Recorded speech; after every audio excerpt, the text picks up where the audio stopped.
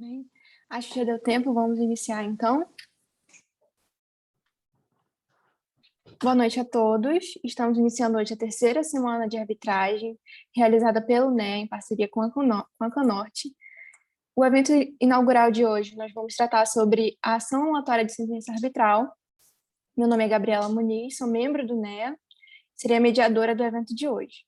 Para debater sobre esse tema, nós convidamos a doutora Marcela Couba, doutora e mestre em Direito Processual pela UERJ, analista sênior na Leste Litigation Finance, coordenadora regional do CEBAR do Rio de Janeiro, representante do capítulo latino-americano do Young Arbitration Forum ICC. Também o Dr. Daniel Nogueira, advogado sócio e fundador do escritório Jacó e Nogueira Advogados, mestre pela Universidade do Texas, com foco em Direito de Propriedade Intelectual, presidente da Comissão Especial de Arbitragem do Conselho Federal da OAB de 2016 a 2017, membro do Corpo Docente Internacional do CIARB e participante da Academia Avançada de Arbitragem da CCI. E a doutora Renata Mota Maciel, juíza titular da Segunda Vara Empresarial e de Conflitos Relacionados à Arbitragem da capital em São Paulo, professora titular do Programa de Doutorado e Mestrado da Uninove, juíza coordenadora da área de Direito Empresarial da Escola Paulista da Magistratura e doutora em Direito Comercial pela USP. Bem, cada um dos nossos palestrantes terá 15 minutos para discutir sobre alguns temas que já foram anteriormente repassados para eles, e ao final nós vamos debater sobre algumas perguntas em comum e também, se houver tempo, vamos abrir para as perguntas do chat. Bem, vamos começar com a doutora Marcela Couba, que vai comentar sobre os aspectos gerais da ação anulatória de sentença arbitral e sobre o que difere a ação anulatória de sentença arbitral das demais ações anulatórias de sentença judicial. Passo a palavra agora para a doutora Marcela. Muito obrigada, Gabriela. Primeiro, obrigada pelo convite. É um prazer estar aqui, ainda que virtualmente, né? Boa noite a todos. Queria também cumprimentar aqui meus palestrantes que estão também compondo esse painel aqui comigo, a doutora Renata, o doutor Daniel.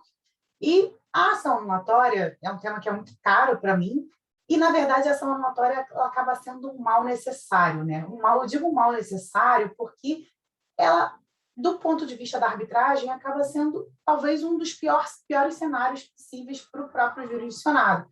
Por quê? Porque a sentença arbitral, a ação anulatória da sentença arbitral, como o próprio nome diz, ela tem como objetivo anular a sentença arbitral. Então, ela é o meio de controle pela justiça estatal da sentença proferida no âmbito da arbitragem.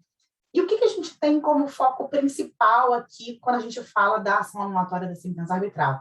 A primeira premissa que a gente tem que ter quando a gente fala de ação anulatória é que o judiciário ele não pode reformar o mérito da sentença arbitral. E é por isso que eu já comecei falando que a ação anulatória da sentença arbitral ela acaba sendo um mal necessário, mas um mal. Por quê? Porque quando a gente tem a anulação da sentença arbitral, a gente acaba trazendo o jurisdicionado para a estaca zero. Porque, normalmente, a não ser em duas hipóteses específicas, a não ser que o vício esteja contido aqui na própria convenção de arbitragem, ou a não ser que haja extinção da convenção de arbitragem por algum motivo, fato é que as partes continuam vinculadas àquela convenção de arbitragem. Então, elas vão precisar, apesar de ter uma sentença anulada, voltar para o âmbito da arbitragem e, eventualmente, passar por todo aquele procedimento novamente para ter uma nova sentença arbitral proferida. Então, a ação anulatória da sentença arbitral, apesar de ser necessária, ela precisa ser analisada com muita cautela, principalmente do ponto de vista das suas hipóteses de cabimento. E aí, já passando por esse ponto, tá? As hipóteses de cabimento da ação anulatória da sentença arbitral, elas estão previstas no artigo 32 da Lei de Arbitragem. O artigo 33 da Lei de Arbitragem prevê o próprio cabimento da ação anulatória e o seu prazo, mas as hipóteses ali que a lei chama de nulidade, a lei fala é nula a sentença arbitral, e traz ali todas as hipóteses em que a ação anulatória da sentença arbitral pode ser ajuizada. E essas hipóteses, tá, elas estão relacionadas com diversos fundamentos. É possível a anulação da sentença arbitral, por exemplo, quando a própria convenção de arbitragem for nula, e isso faz todo sentido, porque o árbitro ele não exerce jurisdição em caráter permanente, tal qual exerce o juiz togado. ele exerce jurisdição em caráter temporário. Então, o que confere a ele jurisdição para decidir aquele objeto daquela demanda, daquele pleito, é justamente a convenção de arbitragem. Então, se a fonte da jurisdição do árbitro possui algum vício de nulidade, portanto, a própria sentença também vai conter esse vício. Então, esse caso é uma das hipóteses justamente que eu mencionei, que é a exceção à vinculação à convenção de arbitragem, porque aqui a própria convenção de arbitragem ela é nula e, portanto, seria até possível, a meu ver, nesse caso específico, que a parte pudesse cumular o pedido de anulação com o pedido de rejulgamento já da demanda, ou de análise da demanda pelo judiciário. Porque, nesse caso, o judiciário é que vai ter competência para julgar essa demanda. Então, é uma possibilidade interessante, que eu não costumo ver muito na prática, mas, a meu ver, seria possível até por uma questão de economia processual se a gente estivesse diante das mesmas regras de competência. Outras hipóteses estão relacionadas aqui ao próprio árbitro. Então, a lei fala que é nula a sentença quando ela emanou de quem não podia ser árbitro. É possível que aquele árbitro não esteja dotado aqui da sua capacidade civil. Isso é um dos requisitos para ser árbitro, né? O árbitro ele não precisa ser formado em direito, ele sequer precisa ter uma formação específica. No entanto, ele precisa ser parte capaz.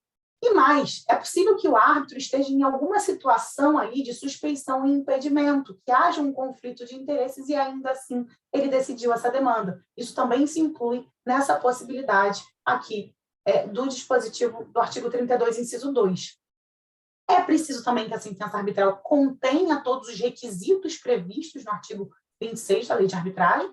Dito isso, a gente fala de relatório, fundamentação, indicação do local e data da arbitragem e da assinatura da sentença arbitral. Uma vez que esses requisitos não forem verificados, também é possível a anulação da sentença arbitral. É possível ainda que o árbitro profira sentença fora dos limites da convenção de arbitragem. Isso quer dizer que o árbitro pode decidir fora, ou seja, algo diferente do que foi pedido, ou ele pode decidir a mais daquilo que foi pedido. Veja, no caso em que o árbitro decide a mais do que foi pedido, a ação anulatória da sentença arbitral, na verdade, ela tem como objeto tão somente essa parte em que ela extrapolou aquilo que é contido na convenção de arbitragem. Então, é possível a gente salvar, de certa forma, a sentença arbitral naquilo que ela está incluída dentro da convenção de arbitragem. Justamente, mais uma vez, porque o próprio poder jurisdicional do árbitro está ali circunscrito nos limites da convenção de arbitragem. Tá? Outra hipótese de anulação também é a comprovação de que o árbitro cometeu aqui prevaricação, concussão ou corrupção passiva. Então, no caso, também são crimes aqui verificados. Veja, não é preciso a comprovação e que já haja aqui uma ação penal transitada em julgado, isso pode ser comprovado na própria ação anulatória, mas são hipóteses também de nulidade da sentença arbitral. Outra hipótese de anulação, que é muito relevante, é quando a sentença for proferida fora do prazo. O árbitro ele tem um prazo, esse prazo pode ser o previsto em lei ou pode ser convencionado pelas partes para proferir a sentença arbitral. Uma vez que esse prazo se esgota, as partes elas precisam intimar o árbitro para proferir aquela sentença. Se ainda assim o árbitro não profere, o tribunal arbitral não profere a sentença, qual é a consequência jurídica que a própria lei de arbitragem traz para a gente? A extinção da convenção de arbitragem. E, portanto, mais uma vez, se o árbitro, depois de extinta a convenção da arbitragem, pelo fim do prazo, profere uma sentença, ele não tem mais jurisdição, ele não tem mais competência para analisar aquela questão. E aí, portanto, a sentença arbitral vai ser uma sentença nula, passível de anulação pela via da ação anulatória da sentença arbitral. E, mais uma vez aqui, por fim, a última hipótese prevista aqui no artigo 32 é o desrespeito aos princípios do contraditório, da isonomia, da imparcialidade dos árbitros e seu livre convencimento. Esses princípios são diretamente princípios relacionados aqui ao devido processo legal. A arbitragem, ela, apesar de ser, a meu ver, aqui um sistema autônomo aqui, ela está dentro da lógica da teoria geral do processo.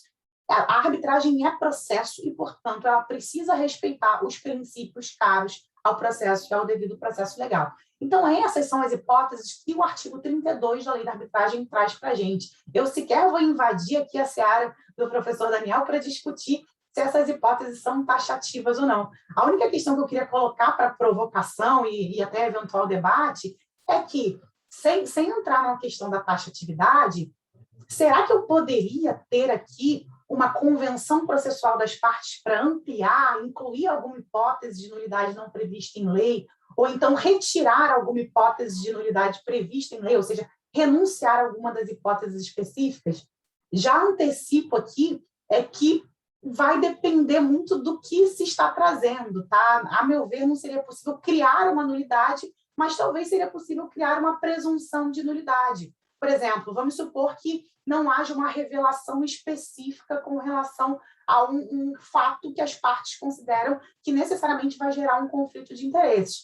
As partes podem convencionar que qualquer ausência de revelação naquele sentido, uma vez descoberta depois da arbitragem, poderia gerar a presunção absoluta de existência de conflito de interesses, sem haver a prova. Então, veja, eu não estou convencionando para incluir e para criar uma nulidade não prevista em lei, mas estou convencionando aqui uma presunção de nulidade. Mas, enfim, fica aqui a proposta para incitar o debate sobre essa possibilidade.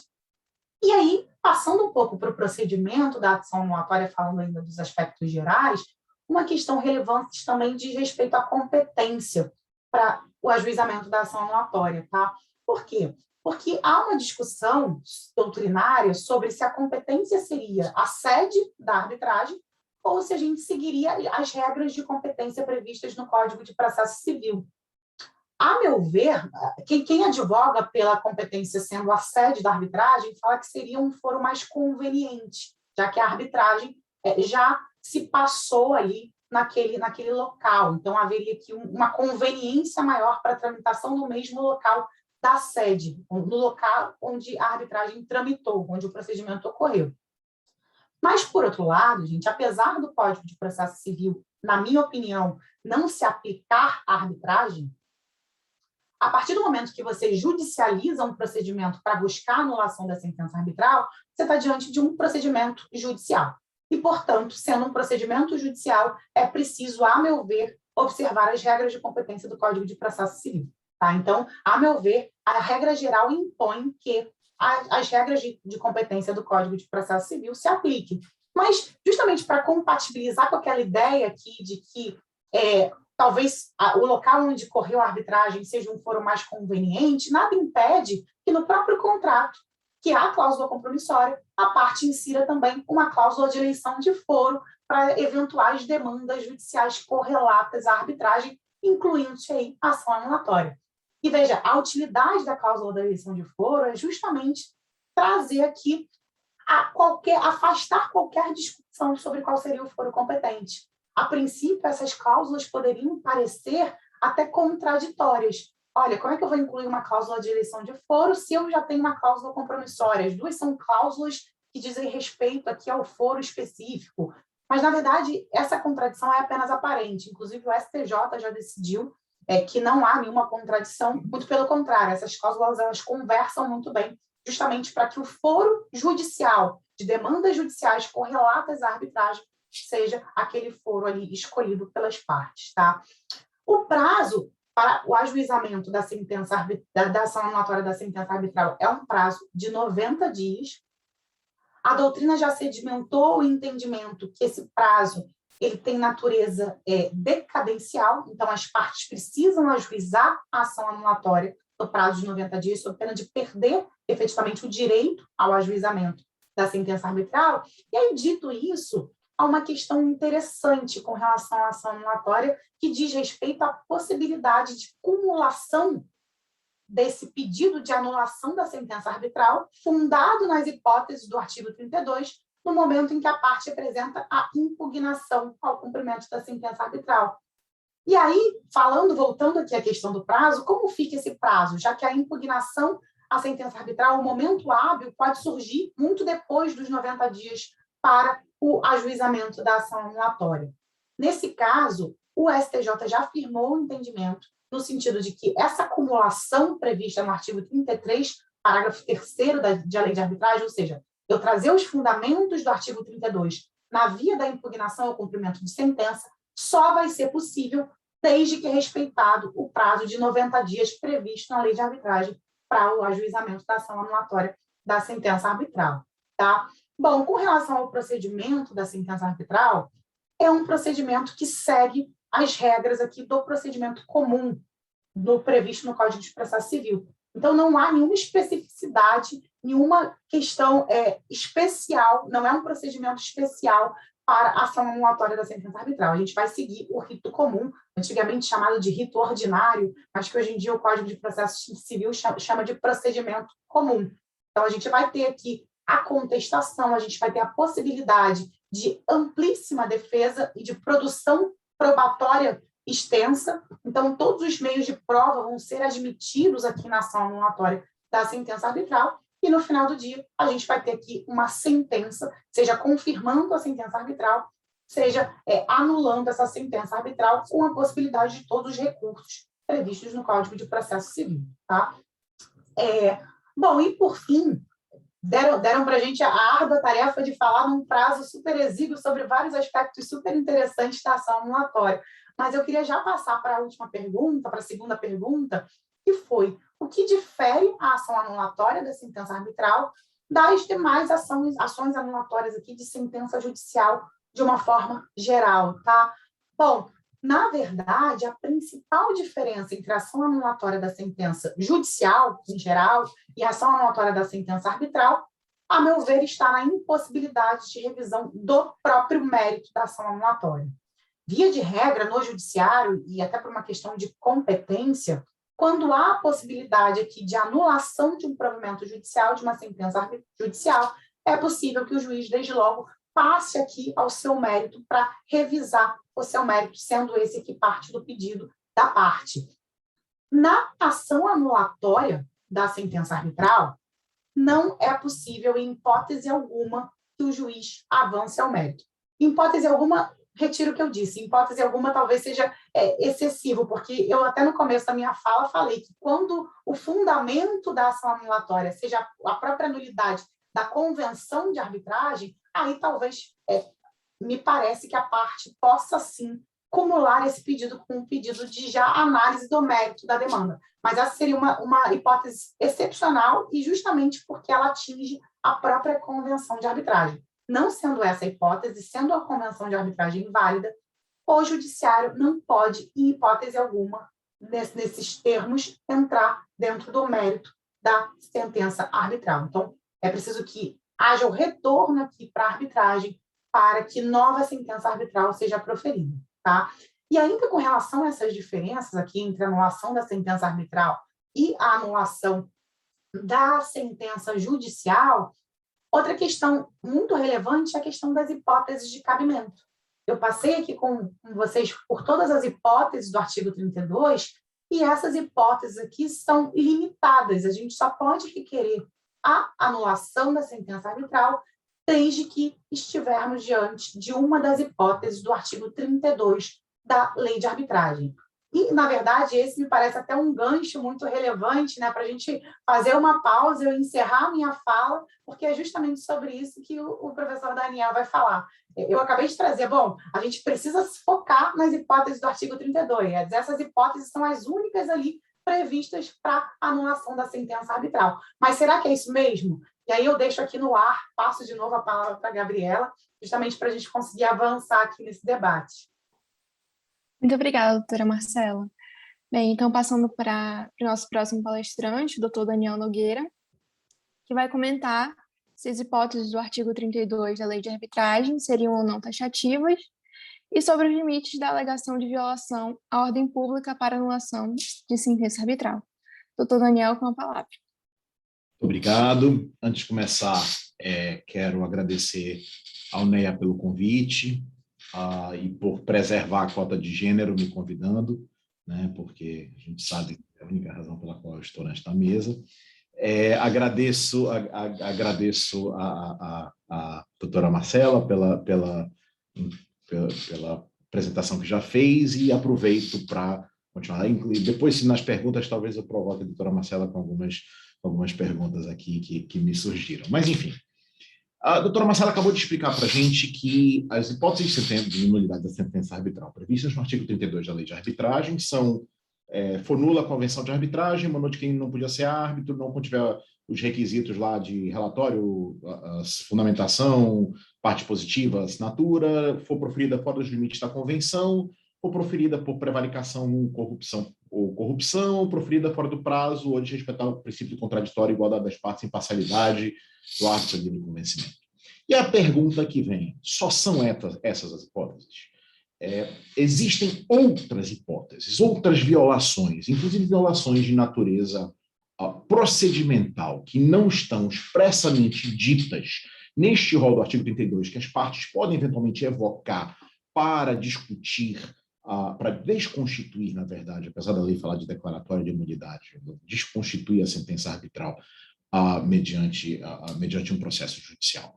E com mais relevância, até porque esse é o tema que recorre, eu posso alegar a violação à ordem pública como uma causa autônoma de nulidade da sentença arbitral. Para responder a esse questionamento, eu acho que a gente tem que começar dando um passo para trás para entender de onde vem essa discussão da ordem pública como causa de nulidade da sentença arbitral. E isso nasce essencialmente no contexto da Convenção de Nova York. Quando nós olhamos para a Convenção de Nova York, que é a convenção que celebra uma das convenções de maior sucesso internacional e que basicamente permite obriga países a reconhecerem as sentenças arbitrais proferidas em outros países e prevê a necessidade de respeitar convenções de arbitragem e outros aspectos. O artigo 5º da Convenção de Nova York fala das hipóteses em que um país pode negar o reconhecimento ou execução de uma sentença arbitral proferida em outro país. E o artigo 5º vem dividido em duas metades. A primeira metade do artigo 5º fala das hipóteses que permitem a negativa de reconhecimento ou execução da sentença arbitral quando provocadas pela parte. A parte tem que arguir e provar para o tribunal do país onde se pretende a execução uma das 5 hipóteses previstas no artigo 5.1. Essas hipóteses são se as partes eram incapacitadas ou a convenção de arbitragem não era válida, ou a parte contra a qual a sentença arbitral é invocada não foi adequadamente citada, ou não pôde apresentar seus argumentos de defesa, ou a sentença se refere a uma divergência que está fora dos limites da convenção de arbitragem, ou se foi emanada por quem não podia ser árbitro, ou se a sentença ainda não tenha se tornado obrigatória, tenha sido suspensa no país de origem. A gente vê são hipóteses muito parecidas, talvez a última não, porque é uma hipótese específica para a sentença estrangeira, mas são muito parecidas com aquelas que nós temos na lei de arbitragem.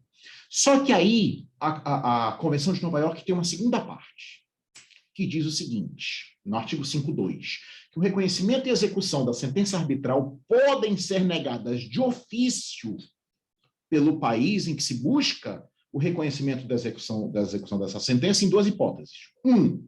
Se essa demanda no país em que se busca a execução da sentença arbitral seria inarbitrável, já que cada país tem o poder de estabelecer o que é arbitrável e inarbitrável. Se uma demanda for arbitrável nos Estados Unidos, mas não for arbitrável no Brasil, o Brasil pode negar de ofício o reconhecimento da sentença arbitral proferida nos Estados Unidos. E B, o reconhecimento ou execução da sentença seria contrária à ordem pública daquele país.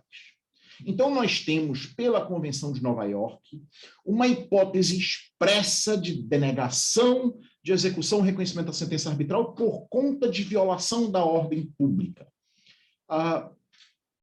Inclusive, uma hipótese que o Poder Judiciário local é uma das duas únicas hipóteses, segundo a Convenção de Nova York, que ele pode evocar de ofício. As demais não. As demais, a parte que alega é obrigada a arguir e provar a sua alegação. Então, para que nós possamos falar da ordem pública como defesa, como causa de pedido da sentença de anulação, da ação de anulação de sentença arbitral, nós precisamos entender o que significa esse conceito no contexto da Convenção de Nova York.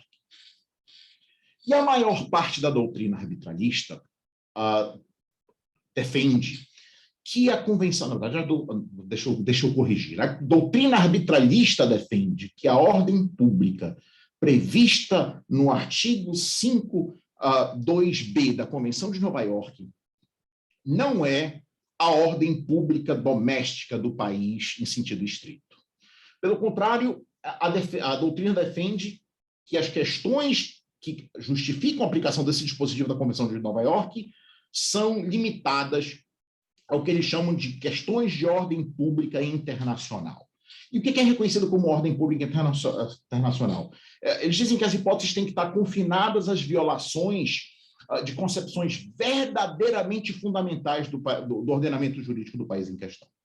E aí aqui eu faço uma reflexão, tem um caso da Corte Suprema da Suíça, de dezembro de 94, que fala que a concepção de ordem pública, falando exatamente sobre a aplicação de ordem pública internacional, fala que a concepção de ordem pública não deve ser interpretada extensivamente.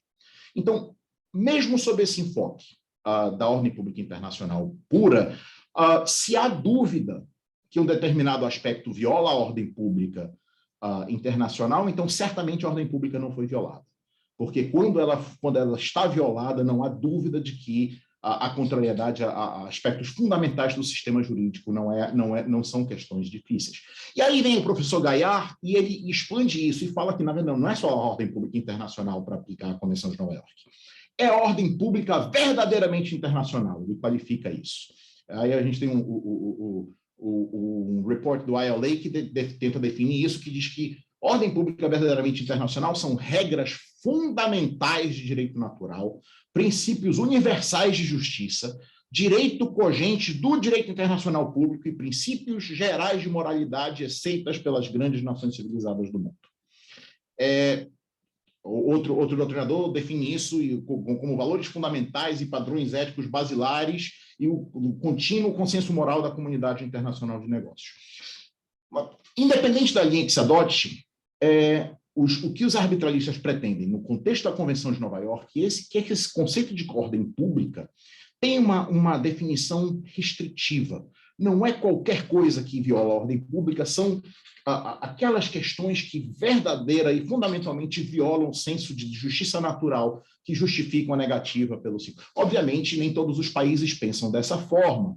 Para dar alguns exemplos, existem alguns países muçulmanos que consideravam, até pouco tempo atrás, violação à ordem pública uma sentença arbitral que tenha sido proferida por uma mulher, lastimavelmente, ou em alguns casos que tenha aplicação de juros, porque alguns países não aceitam juros dentro do seu sistema jurídico. Mas, para nós, no Brasil, os nossos tribunais superiores reconhecem que o conceito de ordem pública para fins de aplicação da Convenção de Nova York não tem perfeita correlação com o conceito de ordem pública para questões puramente domésticas.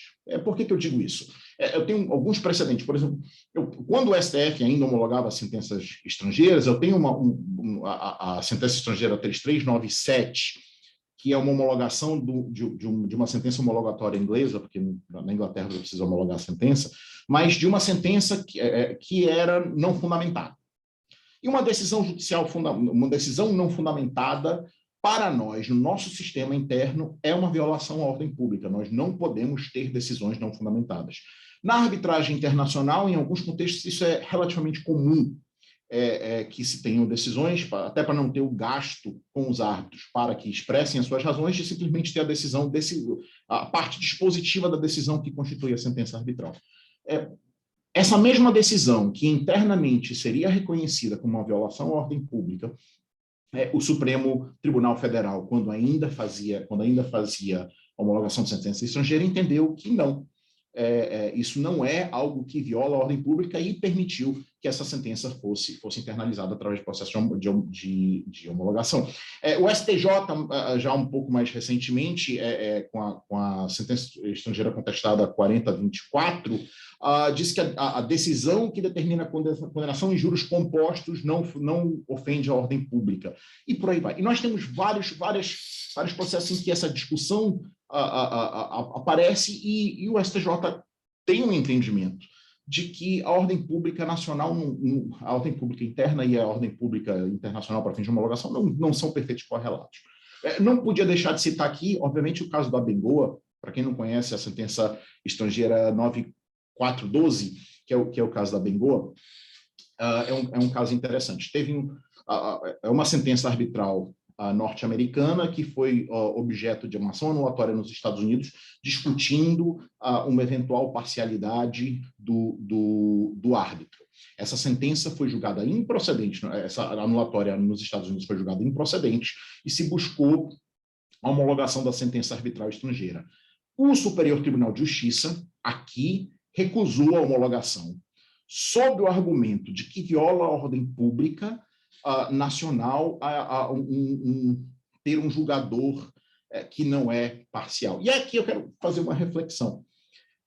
Um julgador imparcial é uma violação fundamental à ordem pública internacional. Acho que todos concordam com isso. O que teve divergência entre a justiça americana e a justiça brasileira, no caso da Bengoa, é se aqueles fatos específicos constituem ou não a parcialidade do árbitro. A justiça americana, analisando os fatos, entendeu que não, a justiça brasileira entendeu que sim. Mas, num ou no outro caso, o conceito de ter um julgador imparcial é uma violação fundamental à ordem pública num caso ou no outro. E aí, citando aqui o que disse eu abri aqui, o que disse o STJ na Bengoa, a imparcialidade do juiz é princípio fundante do judiciário brasileiro. E se este concluir que, num caso de sentença submetida a processo de homologação para a produção de efeitos do território brasileiro, esta rigorosa imparcialidade não está presente, a homologação deve ser negada por contrariedade à ordem pública. Pois bem, com essas reflexões de ordem pública dentro do contexto da Convenção de Nova York, e quanto ao direito brasileiro, a violação à ordem pública é ou não é uma causa autônoma para pedir a nulidade da sentença arbitral? Existem vozes importantes, e certamente mais importantes que a minha, que dizem que sim. Cito aqui o professor Carmona, eu vou ler um pequeno texto dele, que fala que concluo que não teria cabimento que o legislador se preocupasse em repelir ataques à ordem pública vindo de laudos proferidos no exterior, mantendo aberto o flanco às sentenças arbitrais nacionais. O sistema arbitral brasileiro é coerente, de modo que tanto as sentenças arbitrais nacionais quanto as sentenças estrangeiras estão sujeitas à mesma condição de validade, qual seja, não atentar contra a ordem pública. Tem também, última vez, não vou ler mais nada além disso, tá? Mas tem um argumento do professor Lau Ferreira, que fala que, embora a lei de arbitragem diga que as partes podem escolher livremente as regras de direito, desde que não haja violação à ordem pública, diz isso no artigo 2º, parágrafo 1º, mas no rol do 32 não existe violação à ordem pública, portanto, tem que fazer uma interpretação sistemática, acrescentando a violação à ordem pública com fundamento para a nulidade da sentença arbitral, já que na lei não existem palavras inúteis. Minha modesta contribuição. Eu acho que não precisa.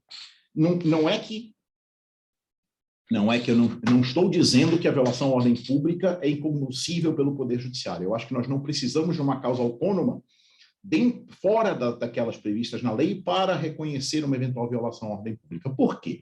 Porque a lei de arbitragem fala que é nula a sentença arbitral se for nula a convenção de arbitragem ou se for proferida fora dos limites da convenção de arbitragem. Considerando que no direito brasileiro só são arbitráveis as disputas referentes a direitos patrimoniais disponíveis, um eventual acordo uma eventual convenção de arbitragem que inclua uma norma que seja violadora à ordem pública é uma convenção de arbitragem nula.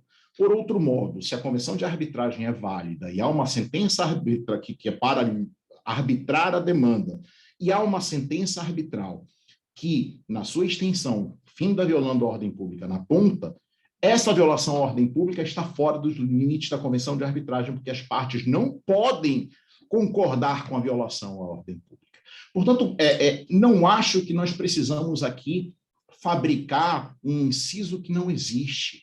A violação à ordem pública está implícita no inciso 1º e inciso 4º da lei de arbitragem, porque uma violação à ordem pública ou decorre de uma convenção de arbitragem, e aí, se isso acontecer, a convenção de arbitragem é nula, ou, por definição, ela está fora dos limites da convenção de arbitragem. Mas, tendo dito isso, ainda que se pense em submeter a jurisdição estatal à discussão sobre a convenção de arbitragem, nós precisamos refletir sobre a dimensão da jurisdição que se dará a essa controvérsia. A ordem pública tem um problema. Ninguém sabe defini-la. Nós não temos uma definição clara de ordem pública. Ordem pública ela é, por definição, de conteúdo determinado e o que cabe, na verdade, à doutrina, ao juiz integrar e densificar esse conceito. Né? Eu sou ministro, na verdade, Rui Rosado fala que a ordem pública é uma cláusula geral de valores metajurídicos e que o juiz, independente da lei, vai adaptando o que é, o que não é contrário à ordem pública. Se eu tenho um conceito tão abstrato e tão difícil de ter as conformações do seu limite, eu tenho que tomar muito cuidado na hora que eu for tentar compatibilizar isso dentro do contexto de uma ação anulatória. Por quê? Ainda que, por uma questão de política pública, aqui não é questão de ordem pública, uma questão de política pública interna, por uma questão de funcionamento do mercado de arbitragem, de viabilidade do funcionamento do mercado de arbitragem, se essa investigação de violação à ordem pública for feita no Brasil, deve-se seguir o exemplo da Suprema Corte Suíça que eu citei ainda há pouco. Uma interpretação absolutamente restritiva do que seria uma violação à arbitral. Por quê? Porque para que o sistema arbitral funcione, é necessário adstringir a função do Poder Judiciário na revisão dos atos decorrentes da arbitragem.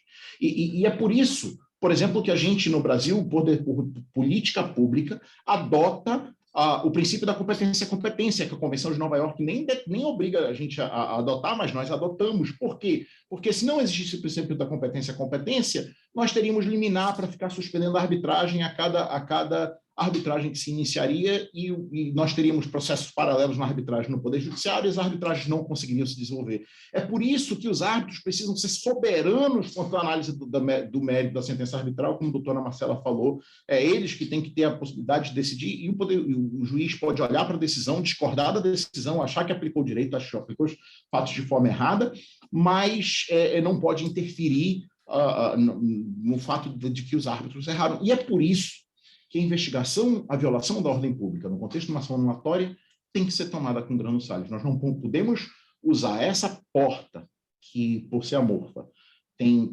a dimensão que as partes quiserem dar para transformar a ação anulatória numa revisão indireta do mérito da convenção de arbitragem.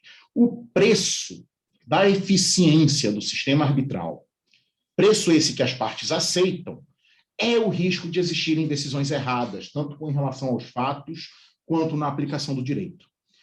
E a não ser que nós tenhamos uma fundamental violação de um aspecto central da moralidade do nosso sistema jurídico, não há motivo para tirar das partes esse direito que elas escolheram de ter uma decisão errada. Na maioria das vezes certa, mas o direito de ter uma decisão errada. Por isso, e aqui resumindo por conta do tempo, eu entendo que, em resposta às perguntas, não é necessário criar uma hipótese nova de nulidade da sentença arbitral para averiguar as violações à ordem pública, essa hipótese já existe na lei de arbitragem. 2, e eventuais análises à violação da ordem pública como consequência da nulidade da convenção e de seus limites devem ser circunspectos aqueles casos em que não há dúvida da violação a aspectos fundamentais e estruturantes do nosso ordenamento jurídico. No mais, a jurisprudência nacional é muito forte no sentido de tratar como taxativas as hipóteses de nulidade decorrentes do artigo 32, tal posicionamento, entendo, é sadio para o sistema. Nós precisamos de um sistema que possa ter eficiência. E quanto mais ampla a revisão judicial dos atos que decorrem da arbitragem, menos efetividade o sistema arbitral teria. Com as limitações de tempo e, mais uma vez, agradecendo a paciência de todos, eram essas as parcas contribuições que tinha. Obrigada, doutor Daniel. Agora passo a palavra para a doutora Renata, que vai comentar sobre as complexidades da ação anulatória de sentença arbitral na perspectiva do magistrado, principalmente no tocante aos erros cometidos na apresentação da ação e a dificuldade de analisar a ação sem adentrar no mérito da sentença. Pode falar, doutora. Obrigada, boa noite a todos. Agradeço, na pessoa da mediadora Gabriela Muniz, o convite gentil do Núcleo Especial de Arbitragem e da CAN-Norte. Uma alegria estar aqui com vocês, mesmo que virtualmente. Cumprimento os meus colegas de painel, a doutora Marcela Cubá e o doutor Daniel Nogueira. Até brincar com o doutor Daniel Nogueira e dizer que pelo currículo dos senhores todos aqui, e de nós, acho que dos três, enfim, acho que todos somos convidados aqui, ninguém foi por cota, porque nada é mais triste do que ser convidado, às vezes, por cota. Eu já passei por umas 2 ou 3 episódios em que deixo escapar na hora do convite, eu precisava arrumar uma mulher para colocar no painel, e é altamente constrangedor quando isso acontece, e não é o caso aqui, e coincidentemente estamos em 3 mulheres e um homem, mas certamente aqui por conta da nossa aderência ao tema. Eu vi que a doutora Marcela tem, né, uma aderência aí clara ao tema pelas pesquisas que ela faz, acadêmicas, o doutor Daniel também, e nas falas isso ficou muito claro. Então, eu aqui entro, não sei se exatamente aderência científica, mas venho para tentar contribuir com um diálogo aqui entre o Poder Judiciário e as questões envolvendo a ação anulatória. Né, eu trabalho numa vara empresarial que tem competência de conflitos relacionados à arbitragem. Então, os conflitos relacionados à arbitragem da capital do Estado de São Paulo, cuja competência seja da capital do Estado de São Paulo, eles vão para a vara onde eu trabalho. Então, eu acabo tendo, nem sei se eu chamo de aderência, doutora Marcela e doutor Daniel, mas acabo me deparando e me debruçando sobre essas questões. Então, sempre uma oportunidade poder ouvir profissionais que atuam aí diretamente na área, que são árbitras e árbitro, e eu acho que isso é sempre muito rico.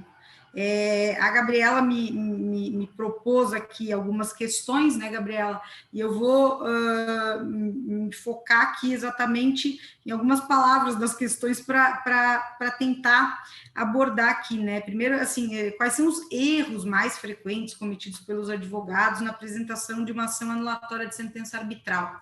Eu não sei se eu chamaria de erro, né? Porque não são erros, na verdade, né? Podem ser ações propostas da forma que não seja a mais adequada, mas não chamaria de erro. Eu acho que essa questão aqui, ela nos remete exatamente, talvez, ao uso abusivo ou inadequado, ou um desvirtuamento do uso da ação anulatória de sentença arbitral. A doutora Marcela falou com muita propriedade, né, e o doutor Daniel repetiu, obviamente, sentença anulatória ou ação anulatória de sentença arbitral não tem por finalidade rediscutir o mérito da sentença arbitral. Isso pode ser óbvio, parece óbvio na leitura da lei, mas é claro que na prática, às vezes, ao ler, né, a causa de pedir, a gente vê, escorre às vezes pela leitura, ali, nas palavras, você percebe um inconformismo com o resultado da sentença arbitral. Aí, se vocês me perguntarem, mas isso surpreende? É claro que não surpreende, né? Evidentemente que alguém que ganha um procedimento arbitral que sai vencedor, não vai entrar com uma ação anulatória de sentença arbitral. Normalmente, quem entra com uma ação anulatória de sentença arbitral, ou sempre, é aquele que perdeu a disputa arbitral, né? Agora, não é por isso, né, que a gente pode dizer que toda sentença arbitral, toda ação anulatória de sentença arbitral vai tentar rediscutir o mérito. Não, né? Nós temos casos aí, e eu acho que algo fundamental, e eu ouvi com muita atenção a doutora Marcela falando das causas, eu acho que o judiciário em geral, eu não sei, não acompanho também todos os estados da federação, mas acompanho o STJ, acompanho, né, o Tribunal de Justiça de São Paulo e do Rio de Janeiro, pelo menos, e o que a gente vê, assim, na maior parte das vezes, né, se tem muito claro, os juízes têm muito clara a taxatividade das hipóteses, ainda que a gente discuta se são ou não taxativas, essa questão aí da ordem pública acabaria abrindo aí uma margem, mas as hipóteses de ação anulatória de sentença arbitral, elas são, se eu não vou chamar de taxativa para não entrar na questão, mas elas são restritas. A porta que autoriza a ação anulatória de sentença arbitral, ela é uma porta que me parece estreita. estreita e que não inclui, em hipótese nenhuma, a rediscussão do mérito da sentença arbitral. Né? Isso me parece claro, mas, por outro lado, né, não sei se posso falar experiência, mas o que eu vejo é que não me surpreende, obviamente, que quem vai postular essas ações sempre é o perdedor na sentença, na disputa arbitral. Então, nós estamos preparados. Isso não é raro. O judiciário é habituado com isso em outras disputas, né? Então, assim, nós sabemos, né, lidar com isso com muita serenidade, me parece. Então, né, mas, obviamente, é preciso limitar isso muito claramente. A segunda pergunta que a Gabriela me faz é como o magistrado lida, e eu achei muito interessante, com a linha tênue de analisar a ação sem adentrar no mérito da sentença, intangível e de competência exclusiva do árbitro, apenas com as alegações e provas produzidas pelas partes. E aqui eu faço uma confissão, Gabriela, né? Na verdade, juízes, né? E esse é um cuidado que a gente toma com muito vigor, porque juiz realmente é acostumado a resolver a disputa, né? Nós somos talhados para resolver a disputa. Aliás, ainda bem que aqui no Brasil pode ter árbitra e pode ter juíza que anula a sentença arbitral, né? Não é como o país lá que o doutor Daniel mencionou, né? Mas tanto as juízas quanto os juízes, enfim, tomam o maior cuidado em não adentrar, obviamente, nessa questão de mérito. E eu vou depois focar em um ponto específico, eu acho que é o que pega realmente, que é a linha tênue mesmo, porque algumas questões, elas, e a doutora Marcela falou, né, com muito cuidado aqui, todas as hipóteses, né, quem não poderia ser árbitro, os requisitos do artigo 26, mesmo quando está fora dos limites da convenção, e ela disse aí, vai ficar restrita a anulação só em relação a isso, né, prevaricação, sentença proferida fora do prazo, essas hipóteses, elas me parecem um pouco mais fáceis de não ficar nessa corda bamba que é não entrar no mérito, né? Mesmo dizendo que não está entrando e acabar entrando, que é o grande problema na maioria das vezes. Eu sempre digo, não é o tema exatamente aqui da nossa conversa, mas em relação à recuperação judicial e falência, né? Todos os tribunais são pacíficos ao dizer resguardamos a competência da arbitragem. Falamos isso elegantemente, a STJ fala isso também. Só que na hora de decidir, nós dizemos isso, não vamos, resguardada a competência da arbitragem, mas aí a gente resolve o problema da recuperação e da falência e acaba esvaziando a disputa arbitral. Eu vejo isso com muita frequência. Então, eu acho que essa é a verdadeira cautela, porque ninguém em sã consciência vai dizer que vai entrar no mérito da sentença arbitral. E se o fizer, será reformado rapidamente, né? Com um efeito suspensivo já imediato, né? A questão não é essa. O problema é dizermos que não estamos entrando no mérito e, no fundo, estamos entrando no mérito. Então, realmente, a linha ela é tênue em algumas hipóteses. Essas que eu falei até agora, me parece que são mais simples. Não, podem ter alguma dificuldade, mas são tecnicamente mais simples, né? Porque você não vai analisar o mérito aqui, você não escorrega aqui no mérito com tanta facilidade. Agora, quando a gente fala dos princípios, lá no inciso 8º do 32, que vai falar lá dos princípios do 21, parágrafo 2º, né, doutora Marcela? Contraditório, igualdade, imparcialidade, livre convencimento, ao final das contas, o devido processo legal. Aqui, embora seja uma questão processual, me parece, nós temos alguma margem para tropeçar ou escorregar ou não lidar bem com essa linha tênue, e eu vou abordar uma situação apenas, até por conta do tempo, mas que me parece a questão, e é a mais recorrente, pelas anulatórias de sentença arbitral que eu me deparo, acaba sendo a mais recorrente e às vezes a mais difícil de julgar mesmo, que é o cerceamento de defesa. É muito comum sentenças anulatórias alegando cerceamento de defesa. E aí, num olhar inicial, a gente sempre vai ver lá o juízo, lá, que o árbitro, né, que o juízo arbitral, ele afastou determinada prova. E ele fundamentou o afastamento dessa prova. Ele disse, aqui não cabe perícia, ou aqui não cabe isso, aqui não cabe aquilo, ou aqui indefiro essa prova, essa pergunta por conta disso, disso. Ele vai fundamentar. É raro eu pegar um caso em que não há fundamentação, porque também daí se não tem fundamentação, pode ser impotência que fica um pouco mais fácil. Mas não, ele fundamenta e diz, eu afasto a perícia, eu afasto essa prova. E aí, ao final, vem a sentença arbitral e se postula a nulidade da sentença arbitral sobre o fundamento do cerceamento de defesa. E aí, o que a gente faz com isso? Porque aí a linha é muito tênue, né? E uma questão que eu acho que é um alerta, quando eu falo para os senhores, eu sempre falo, falo aqui, mas tem um espelho na minha frente, então falo para mim mesma também, né? Que talvez aconteça, não sei se mal comparando, né? A prova é produzida para quem? No judiciário a gente aliás, tem vários acórdãos que é uma frase padrão que a gente diz, a prova é do processo, a prova não é do juízo, o juiz tem o livre, aí tem outro que diz a outra frase, é o livre convencimento do juiz, se ele entendeu que não cabia a prova, tudo isso nos casos em que a gente julga antecipado ali e depois se postula a nulidade da sentença por conta de cerceamento de defesa. Falando da questão judiciária aqui. E se eu transportar isso para a questão da arbitragem, talvez eu não possa transportar da mesma forma, exatamente porque aqui, falava isso semana passada num evento dos vasos comunicantes, a gente está falando de jurisdições diferentes. Você tem um órgão jurisdicional que anula uma sentença de outro órgão, assim como ele também analisa uma tutela cautelar pré-arbitral de um outro órgão. E, portanto, a gente acaba tendo aí, eu vou encerrar já daqui um pouquinho, que para sobrar um tempinho aqui, né?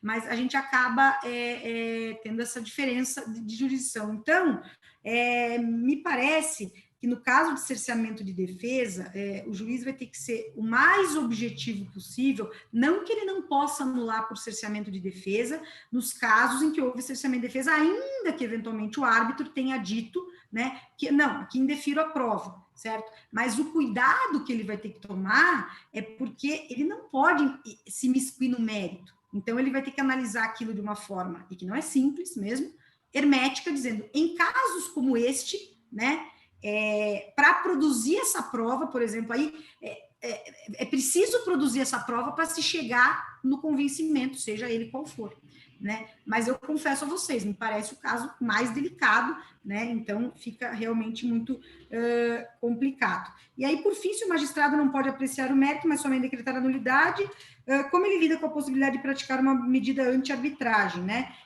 Eu acho que ele tem que se ater às hipóteses aí que são estritas, né? De novo, a via é estrita da anulatória. Nós também, a doutora Marcela falava que não é algo, faz parte do sistema, é necessária a existência da ação anulatória, mas não é nada confortável uma anulatória de uma sentença arbitral. Para o juiz também não é nada confortável, é o trabalho, a gente faz, mas não é nada confortável também uma ação anulatória, porque a anulatória em si, a rescisória também, você está anulando uma sentença que vai ter que ser submetida de novo ao mesmo juízo para aprovação de decisão. Então, são sempre casos excepcionais, obviamente, né? Mas eu confio, eu sou otimista, eu acho que o judiciário, como regra, temos aí alguma exceção ou outra, mas como regra, ele está muito atento e ele tem sido aí, enfim, observado e respeitado, acima de tudo, né, respeitado a jurisdição arbitral, como não poderia deixar de ser, né? Mas não pode ser só no papel, tem que ser na prática. Então, eu termino aqui, agradeço mais uma vez, é realmente uma alegria e a oportunidade de ouvir o doutor Daniel e a doutora Marcela também, então fica o meu agradecimento. Obrigada e devolvo aí a palavra à Gabriela. Muito obrigada. Muito obrigada, doutora Renata. Bem, para finalizar, eu gostaria de propor um tópico para debate conjunto dos senhores, que seria quais as formas de poder judiciário preservar a autonomia da vontade das partes sem usar de medida anti-arbitragem, mesmo que decida por anular a sentença.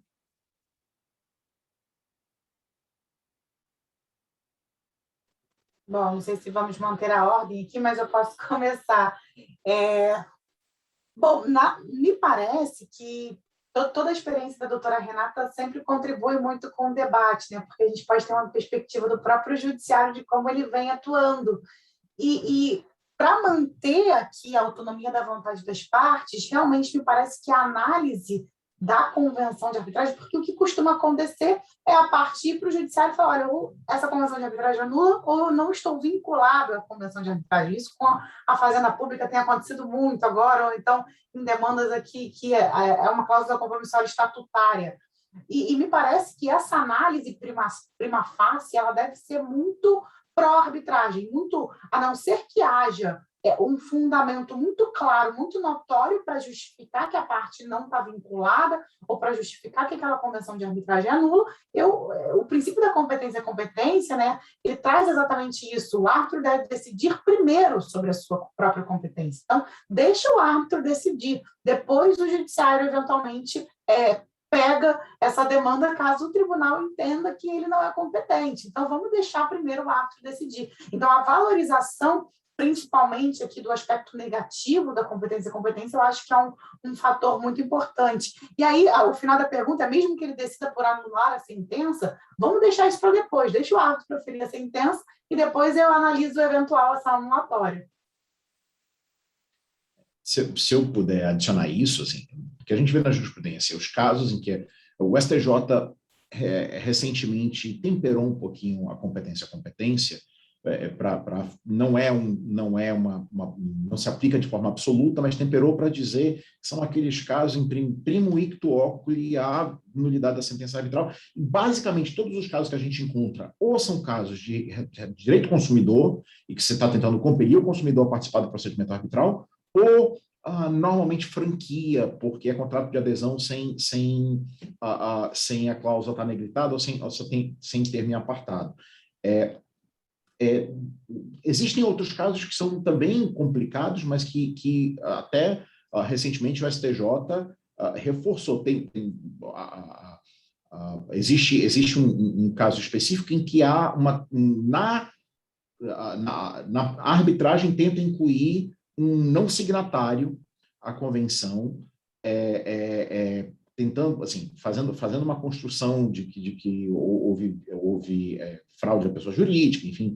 E aí o não signatário diz, opa, peraí, mas eu não sou signatário dessa convenção de arbitragem, e até num cenário desses, o STJ disse, deixa a arbitragem ver primeiro se essas razões de extensão da cláusula compromissória não signatário são válidas ou não, e depois a gente vê. Então, assim, na jurisprudência que a gente enxerga, é isso, ou consumidor ou contrato de adesão sem as formalidades. O resto, mais uma vez, isso é feito para o sistema funcionar. Pode ser que, num outro caso, haja uma injustiça. Pode ser que, num outro caso, aquela parte não deveria estar participando da arbitragem, aquela arbitragem vai ser nula, mas você põe isso dentro do balaio e para que os outros 99 outros casos funcionem, você deixa esse passar. Porque se você começar a atrapalhar esse um caso, os outros 99 vão ter medidas anti-arbitragem e aí o sistema não funciona. Nós temos uma política pública para que o sistema de arbitragem funcione e é por isso que tem o hands-off. Pelo menos essa é a minha leitura. Eu adiro a todas as observações do Dr. Daniel e da doutora Marcela, e só acrescentaria, eu acho que observar a via estreita aí da ação anulatória, né, da arbitragem, e eu vou deixar aqui uma proposição até para um futuro debate, e que eu tenho me deparado e ainda estou experimentando aqui qual é a consequência, mas assim, às vezes, em anulatórias e mesmo até em cautelares, a gente tem situações em que a sentença parcial, tem algumas situações, e aí que reclamam a cooperação entre o judiciário e o juízo arbitral, né, e que não é algo tão comum, mas em algum caso aí essa cooperação, respeitada a competência do juízo arbitral, né, respeitada a competência do juízo arbitral, se o juízo estatal entender que tem alguma situação que ele esbarra nessa, ele postula a cooperação do juízo arbitral. Eu acho que essa pode ser uma tendência e fica aí como uma proposta de conversa no futuro. Obrigada. Muito obrigada, doutores. Gostaria novamente de agradecer em nome do NEA e da CANorte por terem aceitado o convite de participar dessa discussão. A gente vai encerrar aqui esse primeiro dia da terceira semana de arbitragem. Eu gostaria apenas de lembrar que amanhã, dia 24, às 10 horas no horário de Manaus e às 11 horas no horário de Brasília, nós temos a abertura da Regional Norte. Gostaríamos de contar com a presença de todos que estão participando do evento hoje, para acompanhar o evento de amanhã também. Muito obrigada e boa noite a todos. Boa noite, obrigado. Boa noite. Tchau, boa noite, obrigada.